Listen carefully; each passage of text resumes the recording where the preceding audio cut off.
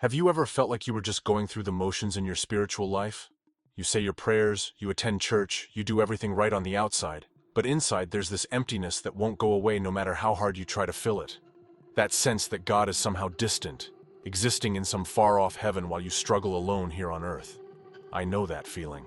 I've been there too, caught in the endless cycle of religious routine without ever experiencing the profound presence of the divine that my soul desperately craves. What if I told you that there's another way? What if everything you've understood about where and how to find God has been unnecessarily limited? What if God is not distant at all, but so close that we miss him precisely because we're looking in the wrong direction? This is the revolutionary insight that transformed the life of a 16th century soldier named Ignatius of Loyola, and it has the power to transform yours too. Imagine for a moment you're a young nobleman with dreams of glory and fame. Your life revolves around honor, military prowess, and impressing the royal court. This was Ignatius, a proud Spanish gentleman whose world came crashing down when a cannonball shattered his legs during the Battle of Pamplona in 1521. Confined to a bed, in excruciating pain, with his military career in ruins, Ignatius asked for the romantic novels he loved to read to pass the time, but none were available. Instead, he was given two books that would change his life forever: A Life of Christ and Stories of the Saints. At first, he read them simply to alleviate his boredom, but something unexpected began to happen. When Ignatius daydreamed about his old life of chivalry and romance, he would feel momentarily excited but afterward experience a profound emptiness. Yet when he imagined himself following the path of Jesus or emulating the saints, he found a lasting peace and joy that persisted long after his thoughts had moved on. In this simple observation, Ignatius discovered something profound about how God speaks to us.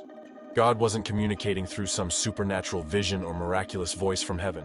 Instead, he was gently guiding Ignatius through the natural movements of his own heart, through the patterns of consolation and desolation that emerged as he contemplated different paths for his life. This was the beginning of what would become Ignatian discernment, the art of detecting God's presence and call in the subtle promptings of the human heart. And it started with Ignatius simply paying attention to what brought him genuine, lasting joy versus what left him empty. What might change in your life if you began to pay this kind of attention to the movements of your own heart? How would your decisions look different if you trusted that God was actively communicating with you, not through supernatural signs, but through the deepest desires of your authentic self? The genuine desires, not the superficial ones that society imposes or that we adopt to impress others, but the sacred longings that align with who we were created to be. Ignatius teaches us that God doesn't override our humanity to make his will known. He speaks through it. Our feelings, our attractions, our natural desires, when properly understood, aren't obstacles to hearing God. They're the very medium through which he communicates his love and direction. But Ignatius didn't stop there.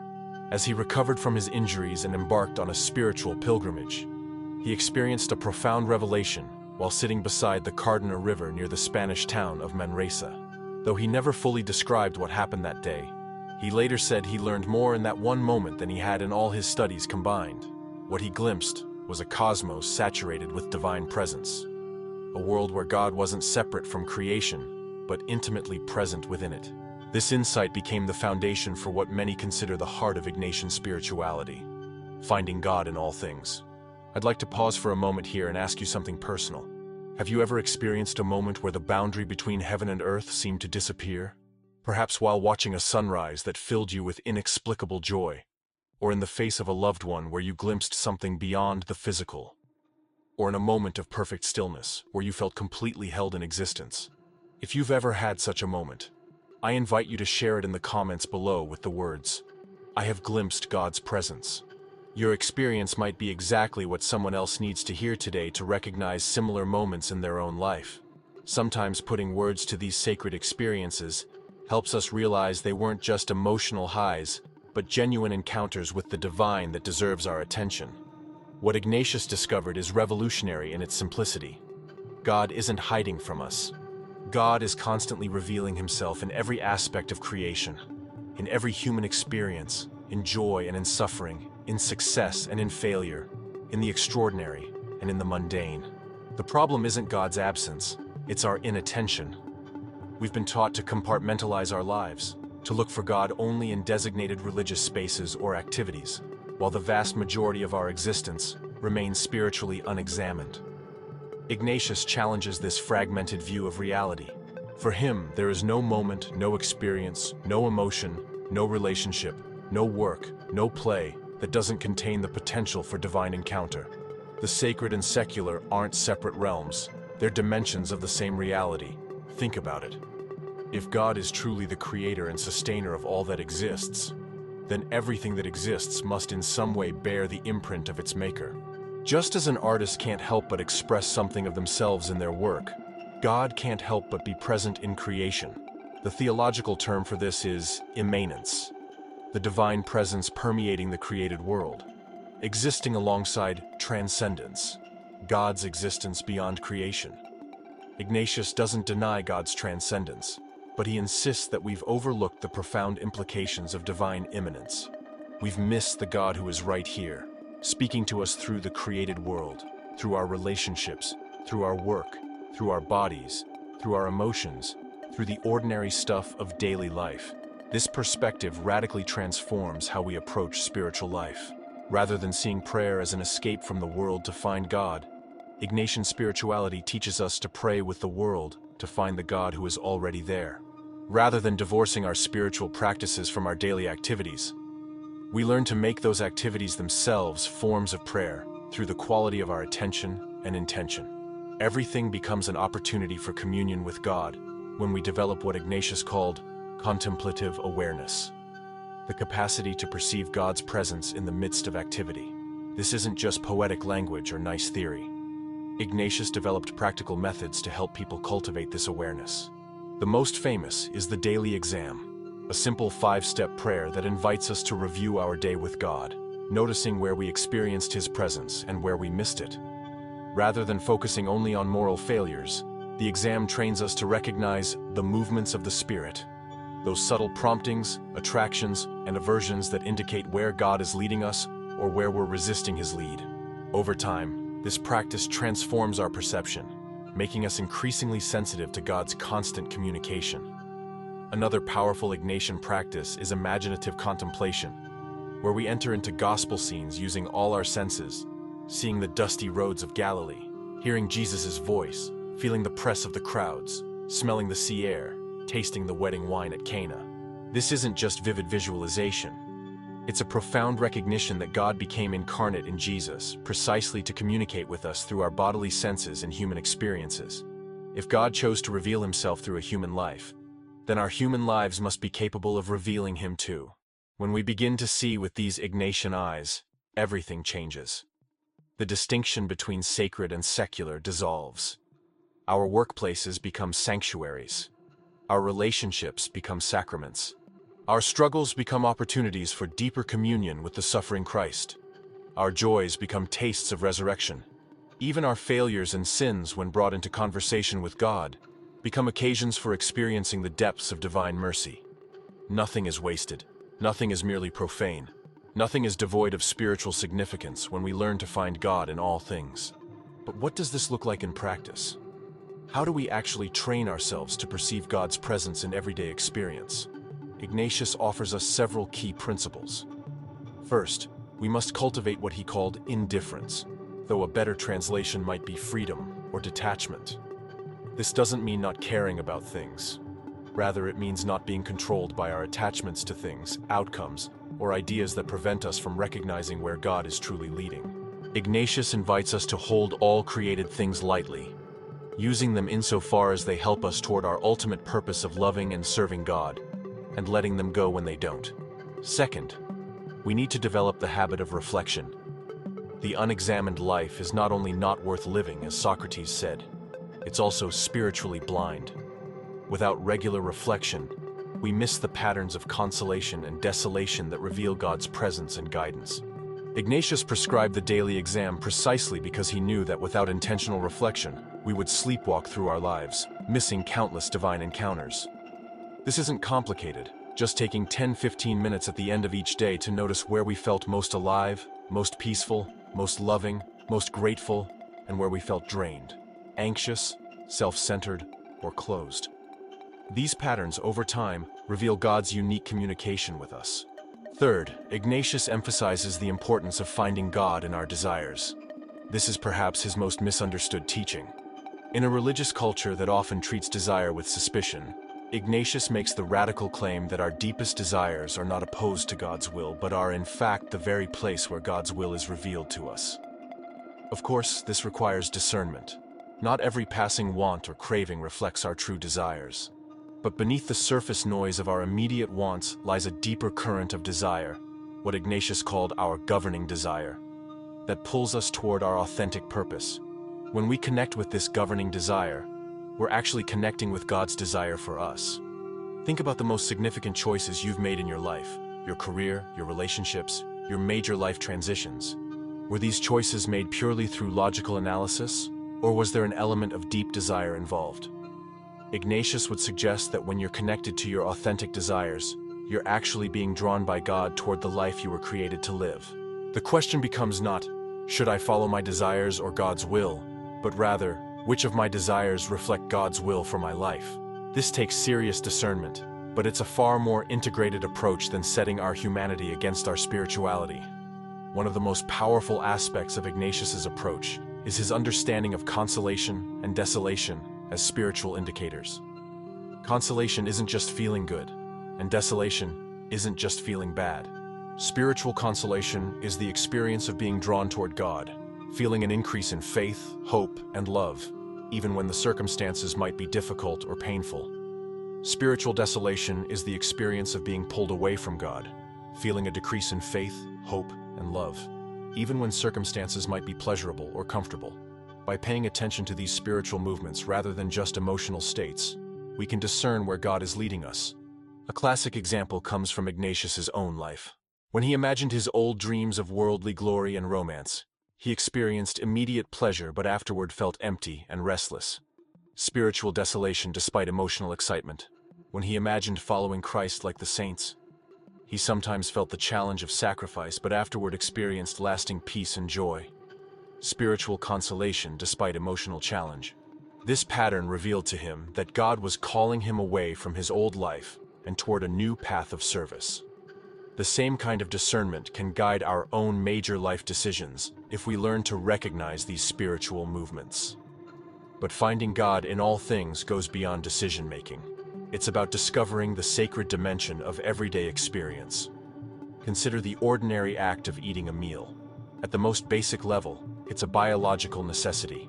But with Ignatian awareness, it becomes an opportunity to recognize God's providence in providing for our needs, to practice gratitude for the countless hands that brought the food to our table, to commune with others in shared enjoyment, to appreciate the flavors and textures as divine gifts, and to consider those who lack what we enjoy. The meal hasn't changed, but our perception of it has been transformed. The same applies to everything from our work, to our relationships, to our recreation. This approach to spirituality is both ancient and urgently needed in our modern world. We live in an age of fragmentation, where our professional lives, personal lives, digital lives, and spiritual lives often seem disconnected from each other. We move through different modes of being with little integration, leading to a sense of spiritual homelessness even among religious people. Ignatius offers us a path to wholeness by teaching us to find God not beyond these fragments, but within them, weaving them together into a cohesive spiritual journey. There is no part of your life that is spiritually irrelevant. There is no experience, no emotion, no relationship, no work, no play that cannot become a meeting place with God. For Ignatius, this discovery led to a profound sense of gratitude that became the foundation of his spiritual life. When we truly recognize that everything is a gift, that God is constantly communicating love and presence through every created thing, the natural response is overwhelming gratitude. This gratitude then flows into generosity. If everything is gift, then everything is meant to be given away in service and love. Ignatian spirituality isn't about accumulating spiritual experiences. It's about becoming more loving, more generous, more engaged in the world precisely because we see God at work in that world. This is what Ignatius meant by being contemplatives in action. We don't need to choose between deep prayer and active engagement with the world's needs. The contemplative gaze that finds God in all things naturally propels us toward loving action in response to what we see. When we recognize Christ's presence in the marginalized and suffering, we cannot help but respond with compassion and justice. When we perceive God's creative work in culture, science, and human achievement, we cannot help but participate in that creative process with our own gifts. Prayer and action become two dimensions of the same spiritual reality. Ignatius embodied this integration in his own life and in the spiritual movement he founded, the Society of Jesus, or Jesuits. From education to scientific research, from caring for the poor to engaging with cultural and intellectual leaders, the Jesuits have consistently sought to find God at work in every sphere of human experience. This isn't about imposing religion on secular spaces, but about recognizing the sacred dimension that's already present within them. It's about bringing a contemplative awareness to everything we do, seeing with the eyes of faith the divine presence permeating all reality. Before continuing, I want to connect with you more personally. Have you ever found yourself struggling with the feeling that your faith has become routine? As if you were following rituals and traditions, but not truly feeling God's presence in your heart? If you're nodding right now, please share it in the comments with the words, "I seek to renew my faith." This simple act of acknowledgement can be the first step toward a deeper relationship with God.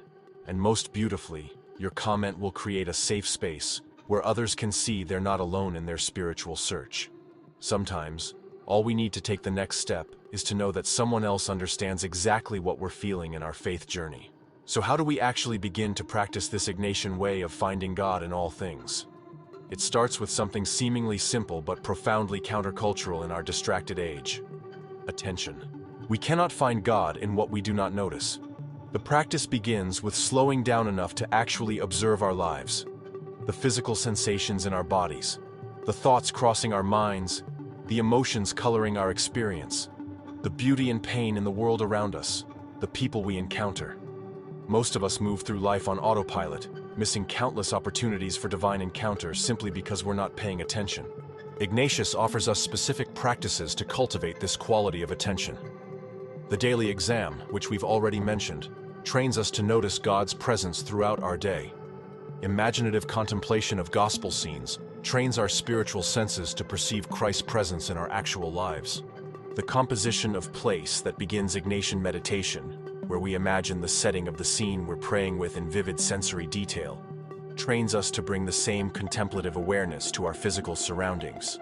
What all these practices have in common is that they teach us to be fully present to our experience, rather than constantly escaping into the past or future. This quality of presence is the prerequisite for finding God in all things. When Jesus said, "Consider the lilies of the field," he wasn't suggesting a casual glance, but a contemplative gaze that perceives the divine care behind their existence. When he spoke of finding the kingdom of God, he consistently pointed to ordinary realities: seeds growing, yeast leavening bread, treasures hidden in fields, suggesting that the divine reality is embedded within the mundane if we have eyes to see it. This is exactly what Ignatius rediscovered and systematized in his spiritual approach. Another essential element is what Ignatius called reverence, approaching all created things with a sense of their sacred origin and purpose. This doesn't mean treating everything as untouchable or being overly solemn. Rather, it means recognizing the divine fingerprints on all of creation, and treating each person, each creature, each aspect of the natural world, and even human-made objects with appropriate care and respect. When we view reality through this lens, even ordinary interactions take on spiritual significance. The way we speak to the cashier at the grocery store becomes an opportunity to honor Christ's presence in them. The way we handle our possessions becomes an expression of gratitude to the Creator. This reverence extends to ourselves as well. Ignatius invites us to see our own bodies, minds, emotions, and unique personalities as sacred gifts through which God works and speaks. This counters both the self-rejection that can masquerade as religious humility and the self-absorption that ignores our divine origin and purpose. Instead, Ignatian spirituality fosters a healthy self-awareness that recognizes both our limitations and our God-given dignity. Our unique experiences, talents, temperaments, and even our wounds become pathways for God's presence rather than obstacles to it. A particularly powerful aspect of Ignatian spirituality is its approach to suffering. Finding God in all things doesn't mean that everything that happens is God's will, or that suffering isn't real. Rather, it means that even in our darkest moments, God is present with us, working to bring light out of darkness. Ignatius, who experienced significant physical suffering throughout his life due to his war injuries and austere practices, discovered that these experiences could become privileged places of communion with the suffering Christ, not because suffering itself is good, but because God enters into our suffering with us, transforming it from within. This perspective offers a profound alternative to both denying suffering, pretending everything is fine when it's not, and being defined by suffering, allowing our pain to become our primary identity. Instead, Ignatius teaches us to bring our suffering into conversation with God, to look for the ways that God is present even in our darkest valleys, and to trust that no experience, however painful, is spiritually worthless when united with Christ's redemptive suffering. This isn't about passively accepting injustice or unnecessary pain. It's about finding meaning and divine presence even in what we cannot change, while working to alleviate suffering where we can. The same principles apply to our encounters with human sinfulness, both in ourselves and others. Finding God in all things doesn't mean ignoring or excusing sin.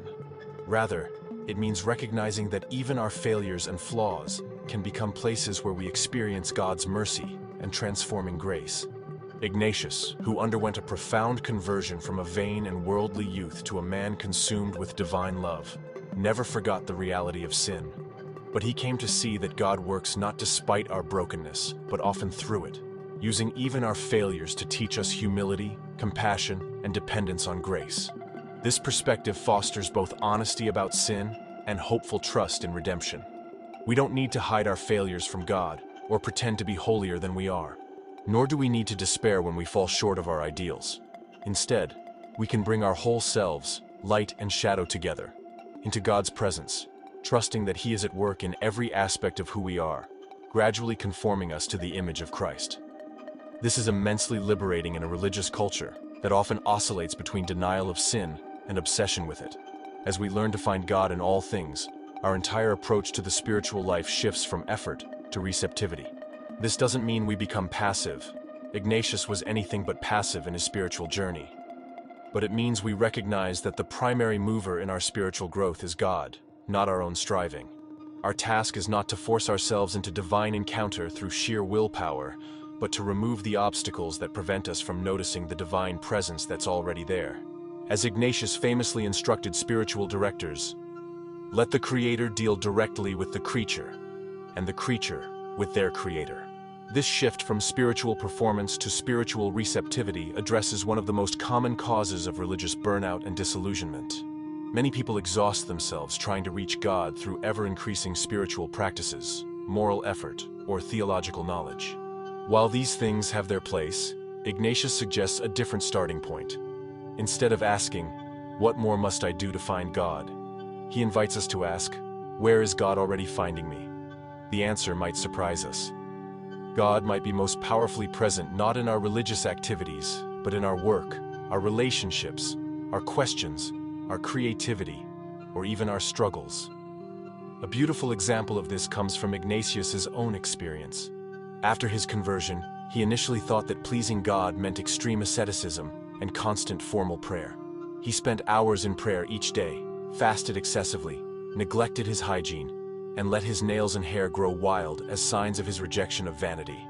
Yet over time, he discovered that God was calling him not to these extremes, but to a more balanced life that included care for his health, education, friendship, and eventually organizational leadership. The God he was striving so hard to reach through his austerities was already present in the ordinary human experiences he had been rejecting as spiritually worthless. This example highlights another key aspect of finding God in all things: balance, or what Ignatius called equilibrium. Unlike spiritual approaches that elevate some aspects of life, like prayer or religious service, while devaluing others, like work, relationships, or recreation, Ignatian spirituality seeks the sacred dimension within every legitimate human activity. This doesn't mean all activities are equally important or that we shouldn't prioritize, but it does mean that God can be found in the full range of human experience when approached with the right intention and attention. This balance extends to how we relate to created things. Ignatius's famous principle that all created things are meant to help us glorify and serve God is sometimes misunderstood as a utilitarian view that only values things based on their spiritual usefulness. But that's not what he meant. Rather, he was suggesting that everything in creation has its proper place and purpose. We go astray when we either reject good things as obstacles to spirituality or cling to them as ends in themselves. The middle way is to enjoy created things gratefully, while maintaining the freedom to use them according to their true purpose. Consider how this applies to something like technology. We can either demonize it as inherently opposed to spiritual life, or idolize it as the solution to all our problems.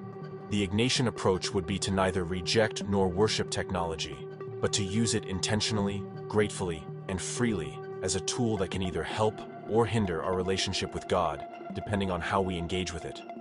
The same principle applies to money, power, pleasure, knowledge, relationships, and every other created good. None are inherently evil, none are absolute goods. All can become pathways to God when properly ordered. This principle of ordering our loves, loving everything according to its true value, is central to Ignatius's vision. It's not about loving less, but loving better. When our love is properly ordered, with God at the center, everything else falls into its rightful place. We can love people, possessions, work, beauty, pleasure, and achievement without these loves competing with our love for God, because we recognize God's presence within them. Our love for God doesn't diminish our other loves, but perfects them, purifying them of the distortions that come from expecting created things to provide what only God can give. As we grow in this Ignatian way of seeing, we begin to experience what Ignatius called consolation without prior cause, a deep sense of God's loving presence that isn't tied to any particular circumstance or achievement. This isn't a constant emotional high, but a fundamental trust and joy that persists even amid difficulties. It's the fruit of recognizing that we live, move, and have our being in God, that there is nowhere we can go from His presence, that every moment and experience is held within divine love. This awareness doesn't eliminate life's challenges, but it transforms how we experience them. Let me offer a practical suggestion for beginning to cultivate this awareness. Start by choosing one ordinary activity that you do every day. It could be your morning coffee, your commute to work, a regular household chore, or your evening walk. For 1 week, approach this activity with intentional awareness, looking for God's presence within it. Notice the sensory details, the emotions that arise, the people connected to this activity, the larger context it fits within. Ask yourself, where is God in this? What might God be communicating through this experience? How does this activity connect to my larger purpose? You might be surprised at what you discover when you bring this quality of attention to something you normally do on autopilot. This practice of finding God in ordinary experience naturally leads to what Ignatius called gratitude, not just as an occasional feeling, but as a fundamental stance toward reality. When we truly recognize that everything is gift, that every breath, heartbeat, relationship, and opportunity flows from divine generosity, gratitude becomes our natural response. This gratitude isn't dependent on everything going well. We can be grateful even amid difficulties when we perceive God's sustaining presence within them. Gratitude then becomes the foundation for both joy and service, as we naturally want to share with others what has been so generously shared with us. In a world marked by entitlement and complaint, this radical gratitude is both countercultural and transformative. It shifts us from focusing on what we lack to appreciating what we've been given, from anxiously grasping for more to generously sharing what we have, from comparing ourselves to others to celebrating the unique gifts each person brings. This grateful awareness doesn't make us passive or accepting of injustice. Rather, it energizes us to work for a world where everyone can recognize and enjoy the gifts God intends for all His children. This brings us to another essential dimension of finding God in all things: community. While Ignatius offers many practices for individual spiritual growth, he understood that we find God most fully in relationship with others. The very structure of the Society of Jesus that he founded emphasized community living and collaborative mission. This wasn't just practical. It reflected his understanding that God is inherently relational as Trinity, and that we image God most clearly when we live in loving community with others. Finding God in all things necessarily includes finding God in all people, especially those most different from ourselves. This communal dimension extends beyond the human community to what Pope Francis, drawing on Ignatian spirituality, has called integral ecology. The recognition that all creation exists in an interconnected web of relationships. Finding God in all things means recognizing these connections and accepting our responsibility to care for both human communities and the natural world as expressions of God's presence and love.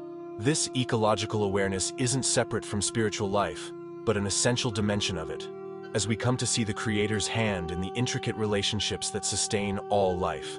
As we approach the conclusion of our reflection, it's worth noting that this Ignatian vision of finding God in all things isn't just a nice spiritual theory. It has concrete implications for how we live.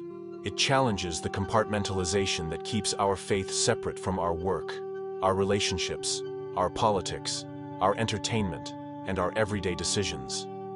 It invites us to bring our whole lives under the influence of God's love and to see every dimension of human experience as an opportunity for divine encounter and loving service.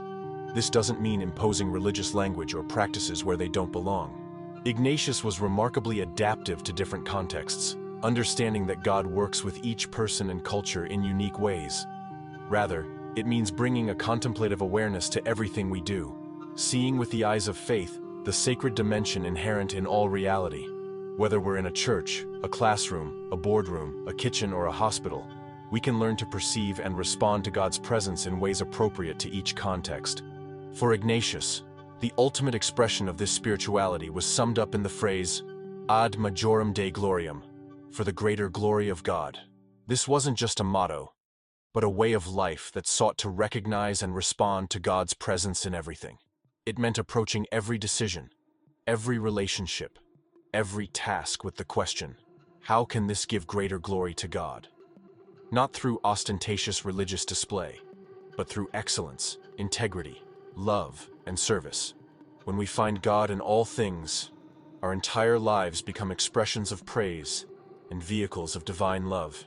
Do you feel that this message about finding God in all things according to Saint Ignatius spoke directly to your heart? This channel is a refuge for souls seeking a deeper spiritual life like yours. By subscribing, we'll continue exploring together the teachings of the saints that can illuminate your path of faith.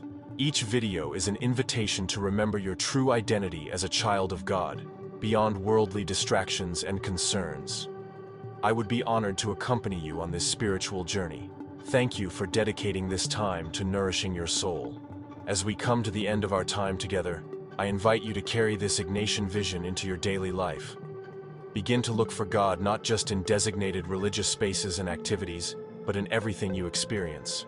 Notice the patterns of consolation and desolation that indicate where God is leading you. Cultivate gratitude for the countless ways divine love surrounds and sustains you each day.